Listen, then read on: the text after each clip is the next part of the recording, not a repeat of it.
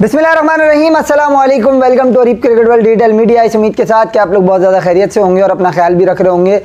तो Pakistan versus New Zealand की T20 series का आगाज़ हो गया आज से और पाकिस्तान को शिकस्त हो गई पहले मैच में 46 रन से।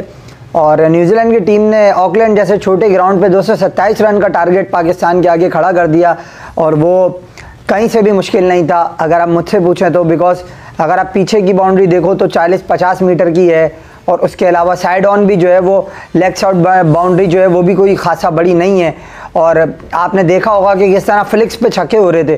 तो उस तरह से अगर सारी चीज़ों को और प्रीवियस रिकॉर्ड जो है इस ग्राउंड का क्या था मैं आपके सामने ये भी रखूँगा। और हमारा काम तो गलतियों की निशानदेही करना है और जिसने अच्छी परफॉर्मेंस की उसकी तारीफ़ करना। क्रिटिसिज्म या बैशिंग ये अपना काम नहीं है। तो चैनल को सब्सक्राइब कीजिएगा जो पहली दफ़ा विजिट कर रहा है चैनल पे, और नोटिफिकेशन का जो आइकन होगा उस पर आपने ऑल पे इनेबल कर लेना है ताकि आपको आने वाली क्रिकेट से रिलेटेड न्यूज़ अपडेट मिलती रहें।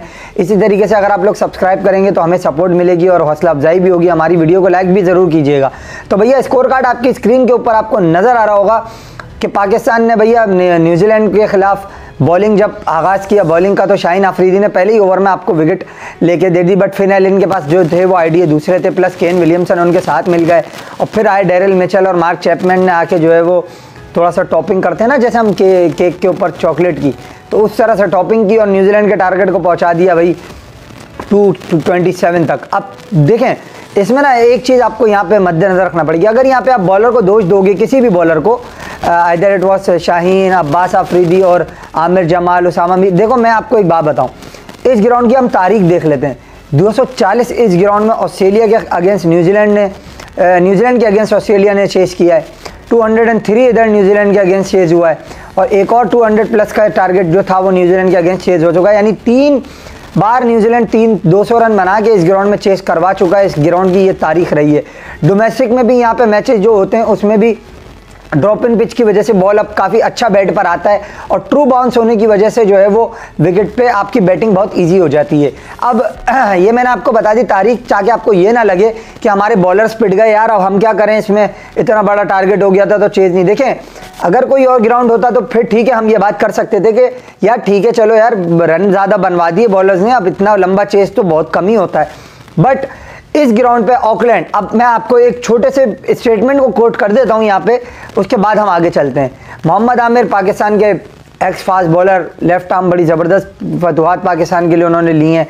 चैम्पियंस ट्रॉफी का स्पेल भी आपको याद होगा। उनसे पूछा गया एक इंटरव्यू में कि मैं आपको किसी वजह से बता रहा हूँ ये बातें, अभी आगे चलना है आपने, ठीक है। तो उनसे पूछा गया यार कौन सा ऐसा ग्राउंड है जहाँ पे आप कभी चाहोगे कि बॉलिंग मैं नहीं करूँ, तो उसने बोला न्यूजीलैंड का ऑकलैंड। उसने बोला भाई क्यों भाई, एंकर ने पूछा क्यों, तो उन्होंने बोला भाई यार बहुत छोटी ग्राउंड है, बॉलर के लिए कुछ भी नहीं है इधर। तो उस जगह पे Shaheen Afridi 3 for 46, Abbas Afridi 3 for 34 on debut. Incredible, outstanding, brilliant, ज़बरदस्त बॉलिंग डिस्प्ले रहा इन लोगों का और इनकी तारीफ जितनी भी की जाए वो कम है। और यहाँ पे मैं कभी भी बॉलर को नहीं यहाँ पे जिम्मेदार ठहराऊंगा बिकॉज यार ये ग्राउंड ही ऐसा है कि यहाँ पे रन बनते हैं। जैसे हमारा रावलपिंडी है, उधर भाई बुरकस निकल जाता है बॉलर का। पैट कमिंस ने क्या कह दिया था कि कब्रिस्तान है बॉलर्स के लिए, तो ऐसा ही है भाई। T20 क्रिकेट है, छोटा ग्राउंड है, 50-55 मीटर की बाउंड्री को क्या आप रिफ्लेक्ट करोगे यार। इसी मैच से मैं आपको एक सबूत दे देता हूं कि इस ग्राउंड की क्या अफादियत और अहमियत है कि यहाँ पे रन स्कोरिंग होती है। इफ्तिखार अहमद ने गाइड करके ना कट शॉट मारा, फील्डर खड़ा हुआ था पॉइंट बाउंड्री के ऊपर, फील्डर से बॉल मिस हुई और मिस होते ही उसने मुड़ के देखा बॉल बाउंड्री के बाहर। तो अब आप इससे, जबकि कट में कोई वो गाइड किया था उसने हल्का प्लेस, हल्का सा, बिल्कुल ये भी नहीं कि पावरफुल कट होता है तो चलो ठीक है भाई, it went like a trace of bullet you can say, but that was totally you can say ground problem because ground is too smaller for T20 cricket, these types of ground I think. तो यहाँ पे bowler को criticise करना तो मैं समझता हूँ बिल्कुल ही ज्यादती होगी। मेरी राय आप इख्तिलाफ कर सकते हो, यहाँ पे बॉलर को क्रिटिसिज्म बनता नहीं है ऑकलैंड में। अच्छा, अब गैरत के कैप्सूल का पत्ता जो था वो था आज साइम अयूब के पास। 27 रन उसने बनाए 8 बॉलों पे, 3 छक्के भी मार दिए, 2 चौके और नो लुक शॉट जो था वो भी मारा। तो उसके बाद हमसे गलती क्या हुई कि जहां पे हमने ये, एक तो हफीज़ भाई विद ड्यू रिस्पेक्ट 2012 में रजाक भाई के ऊपर यासिर अरफात को खिला चुके हैं वो, तो इससे आप लोग उनके सेंस का देखो, इट डजंट मीन कि उनकी सारे डिसीजन गलत होंगे या उनको क्रिकेट की बिल्कुल अकल नहीं है, बट वो वाली बात को मैं मिला रहा हूं यहाँ पे और आपको ये बताना चाह रहा हूं कि यार उन्होंने यहाँ पे एक चीज़ कही थी जो कि अपनी ही बात पे वो कायम ना रह सके। बात क्या थी कि यार रिजवान और बाबर एक ही तरीके के प्लेयर है, हमें थोड़ा सा चेंज करना है, हम जो है वो थोड़ा सा अटैकिंग अप्रोच के साथ जा रहे हैं। अच्छा तो भाई तुम इतने ही अटैकिंग थे, तुम्हें आगाज़ मिल गया, साइम ने दे दिया, उसके बाद आप फ़खर को प्रमोट कर देते, आप बाबर को रोक लेते, लेकिन नहीं भाई, बाबर आजम आए बैटिंग करने, चलो ठीक है, वहाँ भी ठीक था। उसके बाद रिजवान साहब ने रन आउट जिस तरीके से कराया, खैर मैं यार क्या किसी पे बात करूं, नियतों पे किसी की शक करना फजूल है, सीधी बात ये क्रिटिसिज्म, ये बैशिंग, व्यूज़ की गेम, ये अपने का जो है ना सीधी बात है, बस का काम है नहीं। तो अब रिजवान साहब के थ्रू वो रन आउट हो गए साइम साहब, वो रन आउट हो गए, अच्छा खासा स्कोर। अबे भाई 9 ओवर में 100 रन बना लिया आपने। मैं आगे चला गया थोड़ा, लेकिन वापसी पीछे आते हैं। बाबर आजम आए, बाबर आजम ने 33 बॉलें खेली, 50 की, रिजवान तो 24 रन बना के चले गए 14 गेंदों पे। तो बट उसके बाद जो है वो बाबर आजम जो है वो इफ्तिखार अहमद को उन्होंने वहाँ प्रमोट कर दिया। चलो इफ्तिखार भी ठीक है, प्रमोट कर दिया, बट मैं अगर यहाँ सीधी बात है एक बात बोलूँ कि यहाँ आजम खान को भेजा जाता तो वो एक वैसी बात हो जाएगी कि यार अब क्रिटिसिज्म पे क्रिटिसिज्म। बट अगर आप एक्सेलरेशन पे जा रहे हो, आप अप्रोच अपनी चेंज कर रहे हो, तो आपको out of the box thinking करना पड़ती है। इफ्तिखार भी ऑप्शन था, बिल्कुल था, बट वहाँ पे फ्लोटर का किरदार अदा करने के लिए अगर आपको प्रमोशन ही देनी थी, आमिर जमाल को दे देते आपको एक रन स्कोरिंग तो मिल जाती, क्योंकि इतने बड़े चेजेस के ऊपर आप कॉपी बुक क्रिकेट नहीं खेल सकते। आपको यहाँ पे फेयरलेस अप्रोच के साथ जो है वो out of the box thinking भी चाहिए होती है। यही नहीं कि आप सिर्फ मारी जाओ, उसमें आप समझोगे कि भाई चल गए तो चांद तक वरना शाम तक, ऐसा होता नहीं है।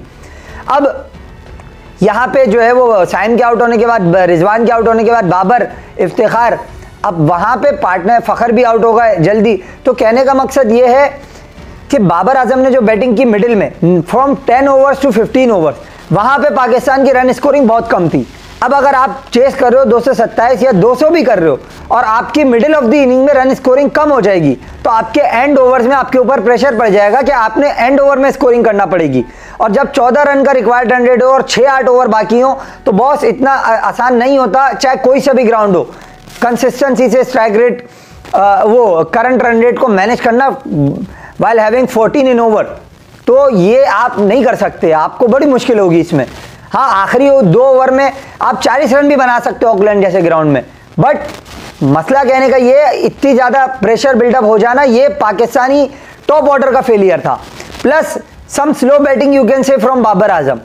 अगर आप ऑकलैंड जैसे ग्राउंड के ऊपर कोई भी बैट्समैन होगा, चाहे वो इफ्तिखार हो, चाहे वो फ़खर हो, चाहे बाबर हो, चाहे रिजवान हो, चाहे साइम हो, चाहे आजम हो, आपके हर बैट्समैन का स्ट्राइक रेट कम से कम 200 होना चाहिए इस ग्राउंड के ऊपर। I am not talking about every day you can go with the strike rate of 200, but at this ground Auckland, which is a smaller ground as compared to other grounds in New Zealand, you have to maintain a strike rate of almost 200 every now and then, every player। तो यहाँ पे हमारे बैट्समैनों का strike rate कम था और जो slow batting हुई 15 over में, उसकी वजह से हम मैच हारे। ये है असल वजह। बॉलर को क्रिटिसाइज करना, बॉलर को ये कहना कि यार 227 रन बनवा दिए, देखो भाई इस ग्राउंड की तो तारीख रही है, आपको स्टेट्स बता रहे हैं कि भाई यहाँ पे तो 200 रन चेज होते हैं। तो ऐसी जगह पे बॉलर को क्रिटिसाइज करना मेरी नज़र में ठीक नहीं है। बहरहाल हार की वजह बहुत छोटी सी है, इसको बड़ा बनाना और लंबी करना, बैश करना, गालियां देना, क्रिटिसिज्म करना, इसको निकाल दो, उसको ले आओ, ये बिला वजह की बात होगी। अब लोग तो ये भी कह रहे हैं कि भाई जमान को खिलाना चाहिए था, अब्बास अफरीदी को नहीं। देखो यार, वो प्लेयर है, उसने परफॉर्म करा, ठीक है, और उसका पहले जो है वो परफॉर्मर था, ठीक है, उसको चांस दिया है। जमान ठीक है, वो भी अच्छा प्लेयर है, बट जो जिसको खिलाया वो भी गलत नहीं था। अब इस प्लेइंग 11 में आप क्या रद्दोबदल कर सकते हो यार? बात ये करना कि सिलेक्शन में एरर था, ये गलत है। उसामा मीर खेला, उसकी जगह नवाज खेल लेता बहुत से बहुत, यही एक आपके पास फन था। या आप वसीम जूनियर को खिला लेते, अब्बास अफरीदी को नहीं खिलाते, ये कर सकते थे आप। बट आपने यहाँ पे, आप हारिस रऊफ को एक्सपेंसिव कह सकते हो, यहाँ पे शाहीन को थोड़ा सा एक्सपेंसिव कह सकते हो। आपने लेंथ बॉलिंग जो है वो, लेंथ को अपनी जो है वो जज नहीं किया कि किस लेंथ पे वो ज़्यादा रन मार रहे हैं, आराम से उनको हिट आउट करने में मुश्किल नहीं हो रही। आप अपनी लेंथ थोड़ा आगे पीछे कर सकते थे, कंसिस्टेंसी से आपने एक जगह बॉलिंग नहीं की, ये आप एक क्रिटिसिज्म ज़रूर कर सकते हो बॉलर्स के ऊपर। मगर इस ग्राउंड के ऊपर आपने ये देखा किस तरीके से उनके बॉलर्स का पेस और बाउंस जो था, जो एक्स्ट्रा बाउंस उन्हें मिल रहा था, उसकी वजह से हमारे प्लेयर्स के टॉप एज हुए और जिसकी वजह से वो आउट हुए, ये भी एक वजह थी। But hats off to New Zealand and Daryl Mitchell, the way he played, outstanding inning by him, 27 ball 61। अब आप यहाँ से ही अंदाज़ा लगा लो ना, चलो उनका तो होम ग्राउंड है यार, बट साइम ने जो आपको आगाज़ फराम कर दिया था ना, वहाँ से पाकिस्तान को उठना था, आज भी न्यूजीलैंड को हराना था, ये नहीं होना चाहिए था जो हुआ आज। बट जो फेलियर था वो बाबर आजम की थोड़ी स्लो बैटिंग, जहाँ बाबर आजम की जितनी कैपेबिलिटी थी उतना किया, मगर हमारे यहाँ पे इतनी सी बात लोगों की समझ नहीं आ रही कि यार बाबर आजम जो है वो ऐसा प्लेयर है जिसको अगर आप ओपन कराओगे शाहिन अयूब के साथ, जो कि पेशावर ज़ल्मी में भी वो करता रहा है, तो वो ज़्यादा इफेक्टिव होगा। अगर उसको पावर प्ले मिल जाएगा ऐसे छोटे ग्राउंड में, he can be deadly dangerous. मगर एक प्लेयर को बचाना है, पाकिस्तान को रिकी रेड लगवानी है, सारा मसला ये है जिस वजह से यहाँ पे ये नहीं हो रहा।